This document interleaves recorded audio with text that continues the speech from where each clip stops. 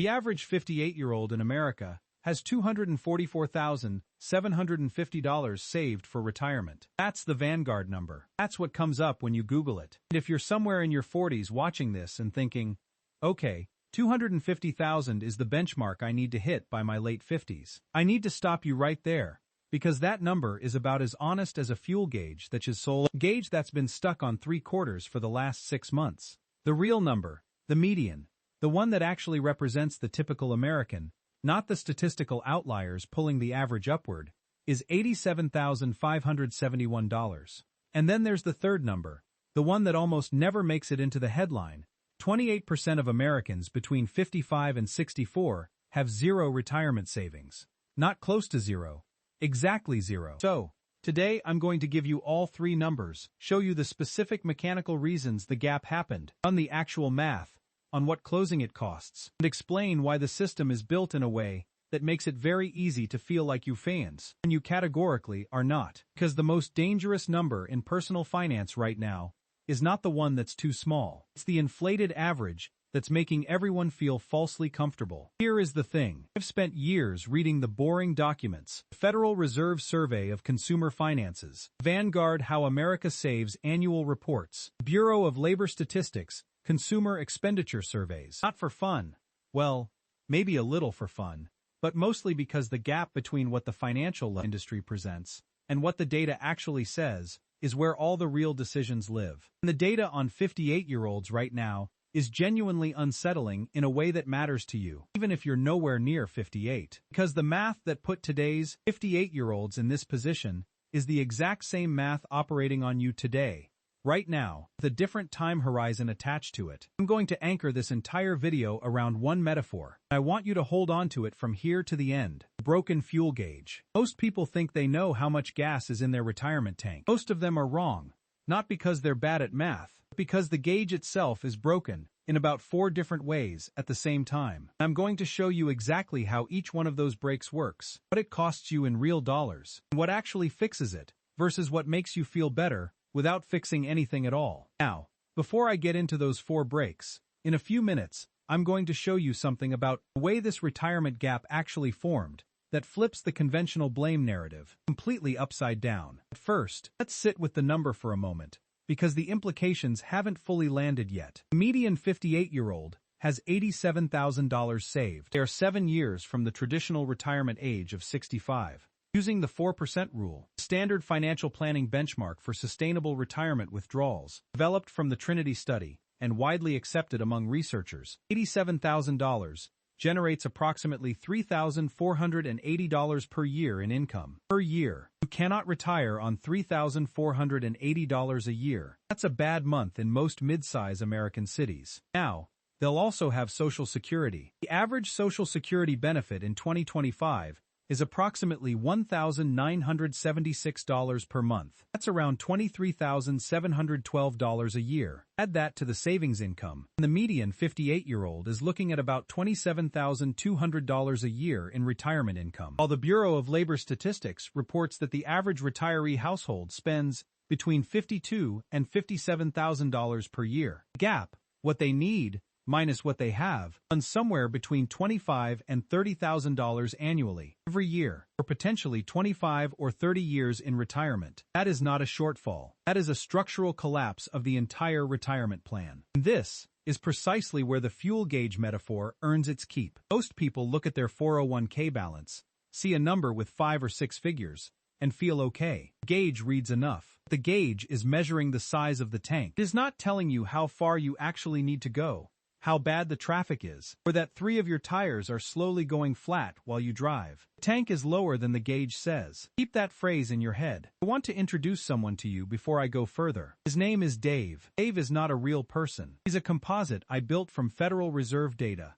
Vanguard Plan Statistics, and Bureau of Labor Statistics income figures. Dave is 58. He makes $72,000 a year. He's been working since he was 24. He has $94,000 in his 401k. He owns a house with about $140,000 in equity, and he genuinely, sincerely believes he is on track. His financial advisor told him so at their last annual meeting, which lasted 40 minutes and ended with a handshake and a brochure. I'll come back to Dave, because Dave's story is where this gets interesting. and not in a way Dave is going to enjoy. For now, the gauge, the 4 ways it lies. Break 1 is the average versus median problem. I mentioned the numbers already, but I want to go deeper because the mechanism matters. The average 401k balance for 55-64-year-olds, according to Vanguard's 2024 data, is $244,750. Median is $87,571. That gap, more than $157,000 between the mean and the median, exists because a relatively small number of high earners and disciplined savers have accumulated very large balances. Those balances are mathematically pulling the mean upward for the entire population. It is the same reason Bill Gates, walking into a bar, raises the average net worth of everyone in the room by roughly $3 billion.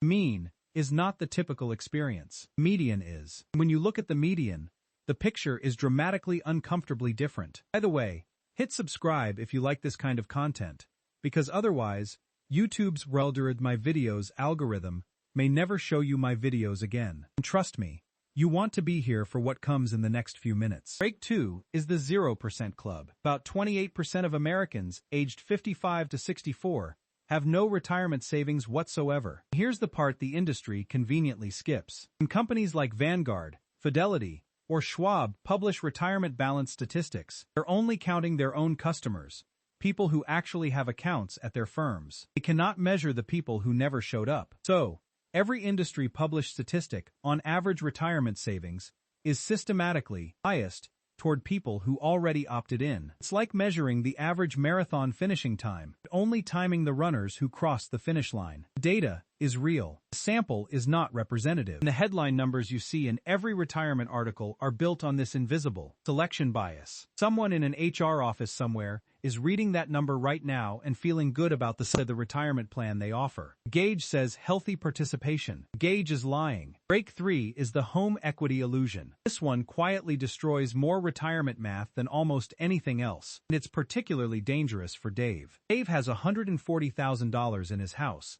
and in a certain sense, that's real wealth. You cannot eat your house unless you sell it. And then where do you live? You could do a reverse mortgage, which carries significant costs and complexity, and surrenders your estate. You could downsize, in which case you might free up $60,000 to $80,000 after transaction costs, moving expenses, and the purchase of a smaller property. The house is not liquid. The house is not generating income. The house is not a retirement account. But the brain doesn't process it that way. The brain adds up the 401k plus the home equity, sees a combined number that looks respectable, and relaxes. Dave sees $234,000 of wealth on paper and feels like a man who has things handled. The gauge reads 3/4 full. The tank is almost empty. Break 4 is the inflation math nobody runs completely. Even if the median 58-year-old had a genuinely adequate balance, let's call it $400,000, that money is not static. If you retire at 65 and live to 90, which is increasingly common, you need that money to last 25 years.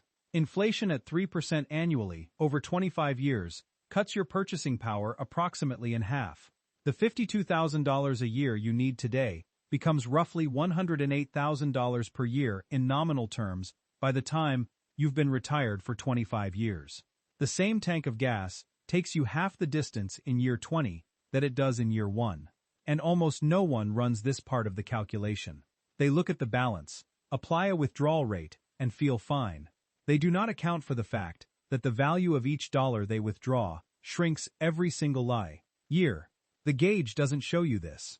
The gauge shows you a static number in a dynamic world. So that's the 4 breaks: the inflated average, the invisible zeros, home equity confusion, and the inflation decay nobody fully models. Now here is the reversal you've been building, because you might be sitting there thinking the obvious thing. People didn't save enough. They spent too much. They were undisciplined. And look, sure, that's part of the picture. But that's also the most comfortable conclusion for every institution involved, because it places all the blame on individual behavior and none of it on system design. The less comfortable truth is that most people didn't understand what they were saving toward. They had a vague intuition that they needed a lot saved and trusted the system to bridge the gap. The system was not designed to produce retirement security. It was designed to produce retirement products. Let me tell you about Carol. In 1997, Carol took a job at a mid-size manufacturing company in Ohio. She was 30 years old, making $41,000 a year. HR automatically enrolled her in the 401k at a 3% contribution rate. 3% of $41,000 is $1,230. Her employer matched 50 cents on the dollar, $615. Total contribution, $1,845 per year. She felt responsible. She was doing the thing. Over the next 28 years, she got a few raises, raised 2 kids, went through a divorce she absolutely did not plan for, and critically, never revisited the 3% number. She never ran a projection. She assumed the default was a recommendation, the way most people assume the default on anything is a reasonable starting point. In 2025, Carol is 58. She has approximately $92,000 saved. Carol didn't fail the system. The system gave her bad defaults. The 3% automatic enrollment figure was chosen by corporate HR, not because financial planners consider 3% adequate. They don't. Not even close. Because 3% was the number that maximized enrollment rates without triggering enough employee discomfort to cause them to opt out. The goal of automatic enrollment is to get people into the plan, not to make them financially secure at 65. Those are 2 very different objectives, and the plan was only built to achieve one of them. Carol read the default as expert guidance. Gage said, "We set you up correctly." Gage was lying from day one. The industry standard, for what it's worth, is that you need to replace roughly 70 to 80% of your retirement income to maintain your standard of living after you stop working. On Dave's $72,000 salary, that's between $50,000 and $58,000 a year. At a 4% withdrawal rate, you need between $1,250,000 and $1,450,000 saved to generate that. Dave has $94,007 years to close a gap that's over $1 million wide. Let me run the math specifically so it lands correctly. If Dave's $94,000 earns 7% annually, which is roughly the historical real return of a diversified U.S. stock market index, it grows to approximately $160,900 by age 65, with 0 additional contributions. He needs around $1,350,000, so organic growth closes about $67,000 of the gap. He still needs to accumulate roughly $1,189,000 from additional contributions over 7 years. To achieve that, Dave would need to save approximately $102,000 per year. Every year on a $72,000 salary before taxes, that's not a savings problem. That is arithmetic impossibility. And yet Dave has a plan. I told you I'd come back to Dave, and here we are. Dave's plan is to work until 70. He figures that's the move. Work 7 more years past 65. Keep contributing. Let the balance compound. And claim Social Security at 70 instead of 62. Honestly, for Dave, this is not a bad instinct. Waiting to claim Social Security from 62 to 70 increases your monthly benefit by approximately 76%. Dave's projected benefit at 62 might be around $1,800 a month. At 70, it roughly $3,168 a month. That is $37,116 per year from Social Security alone, which meaningfully improves the picture. But here is Dave's blind spot. According to the Employee Benefit Research Institute, approximately 48% of retirees leave the workforce earlier than they planned, not by choice, because of health issues, caregiving responsibilities, layoffs, corporate restructuring that conveniently targets the people making the highest salaries. You cannot make "I'll work until 70" the load-bearing pillar of your retirement plan. That is betting your financial future on your body's cooperation, your employer's continued goodwill, and the sustained existence of a job market that wants to employ a 68-year-old at full salary. Backup gauge, the "I'll work longer" gauge, is also potentially broken. Nobody wants to say that out loud at dinner parties. The tank is lower than the gauge says. Destination is farther than you think, and the car might not make it to the next exit. Here's what I actually think matters. Not in a motivational poster sense. In a mechanical, "this is how money moves" sense. There are 3 levels of response to this problem, and they need to happen in roughly this order. Level 1 is accurate accounting. This sounds obvious, and almost nobody does it correctly. Most people know their balance. They do not know their number, the specific dollar figure required to sustain a specific lifestyle for a statistically realistic number of years. Here is the actual calculation. Take your anticipated annual spending in retirement, subtract your projected Social Security income, and multiply the remainder by 25. That is your number. In Dave's profile, Spending $54,000 a year in retirement, minus $23,700 from Social Security, equals a gap of $30,300 per year to fund from savings. $30,300 times 25 equals $757,500 needed from his portfolio. Dave has $94,000. The gap is $663,500, not $1 million. Still enormous.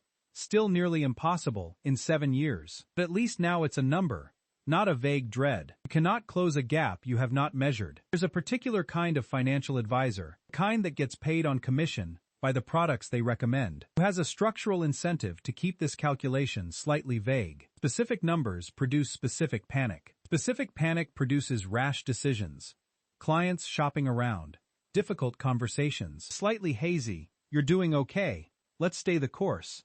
Keeps assets under management, keeps fees flowing, keeps everyone comfortable, amused, disciplined. Not an accusation, an observation about incentive structures. Level 2 is eliminating the drag. This is where the most immediate mathematical impact lives for someone who already has a meaningful balance. The average all-in cost of a 401k plan, fund expense ratios, plus administrative fees, runs about 1.1% annually. Moving from that to a low-cost total market index fund, charging 0.105% annually, does not require discipline, does not require willpower. It requires one decision and one afternoon of paperwork. The value of that one decision over time is staggering. Over 30 years, a 1% annual fee difference on $200,000 costs approximately $170,000 in lost compounding. $170,000 gone. Not to a bad investment, to a fee that you were paying without thinking about it, buried in a fund document nobody reads. That is a second retirement account you handed to a fund company in exchange for nothing. Check your funds today, not next quarter. Level 3 is restructuring the drawdown sequence. Not work longer as a fallback, but deliberately engineering how and when you pull money out. This means understanding the Roth conversion ladder. In the years between retirement and age 73, when required minimum distributions kick in, converting traditional pre-tax retirement money to Roth IRA accounts systematically in amounts calibrated to stay within favorable tax brackets. It means knowing which account you draw from in which years. It means understanding that sequence of returns risk, the mathematically documented danger that a significant market decline in the first 2 or 3 years of retirement can permanently damage a portfolio that might have survived the same decline later. Is a more acute threat for a modest portfolio than for a large one. 4% withdrawal rate from a $200,000 portfolio after a 30% market crash in year 1 leaves you pulling from a $140,000 balance, which accelerates depletion in ways that cannot be recovered without returning to work. The sequence matters as much as the total. Dave figured some of this out, not on his own. He found a fee-only fiduciary advisor, someone who charges a flat hourly rate, has zero incentive to sell products, and is legally obligated to act in his interest. Spent about $300 on 2 hours of planning. Found out he had been paying 1.43% all-in fees for 12 years in a target date fund that held other funds, each with their own expense ratios layered on top. Straightforward fund restructuring recovered approximately $22,000 in projected future compounding. He also discovered he was eligible for a health savings account through his employer's high-deductible health plan that he'd been ignoring for 4 years. Health savings accounts are triple tax-advantaged. Contributions are pre-tax. Growth is tax-free. And withdrawals for qualified medical expenses are tax-free. He'd left approximately $11,200 in potential contributions on the table, not because the account didn't exist, because nobody told him it mattered. The plan didn't save Dave, but it stopped 2 of the 4 leaks. And that's where most 58-year-olds need to start. Not with a miracle, but with an accurate reading of the dashboard they actually have. Now, I've been talking mostly about the 58-year-old, who's already at the edge of the problem. But most of you watching this are not 58. And that changes the math in a way that is either encouraging or infuriating, depending on how you look at it. At 7% annual return, money doubles approximately every 10 years. If you're 45 and you have $100,000 invested today, that becomes roughly $200,000 by 55, $400,000 by 65, without a single additional contribution. Now, add 20 years of contributions on top of that. You start to see numbers that are actually meaningful. Every year you delay, you lose the next 10 years of compounding on whatever you would have put in today. Not tomorrow's dollar, this year's dollar, compounding for a decade, or 2 decades, or 3 decades. The gauge on your retirement tank right now is showing you a number. It's not showing you the number that number becomes in 20 years if you take care of it. That's the reading the gauge is designed not to show you. Let me also give you one number that illustrates why this problem compounds so quietly. The top decile of retirement savers in the 55 to 64 age group, the top 10%, have around $900,000 or more saved. They did not necessarily earn dramatically higher salaries than Carol or Dave. Many of them did not. What they had was a habit that started earlier, a fee structure that wasn't silently consuming their compounding, and critically, an actual number they were aiming at, rather than a vague sense that more is better. The difference between the median and the 90th percentile isn't intelligence or income. It's accounting, time, and a functioning gauge. And this is why I keep coming back to the headline statistic. The average 58-year-old has $244,000 saved. It's maybe the most quietly dangerous number in personal finance right now, because it creates a false benchmark. It makes people think, if I hit $250,000 by my late 50s, I'm average. And average feels okay. But average in this case does not fund a retirement. Average is a fuel gauge that reads 3/4 full on a tank that's close to empty, attached to a car that's farther from the destination than the driver has ever admitted out loud.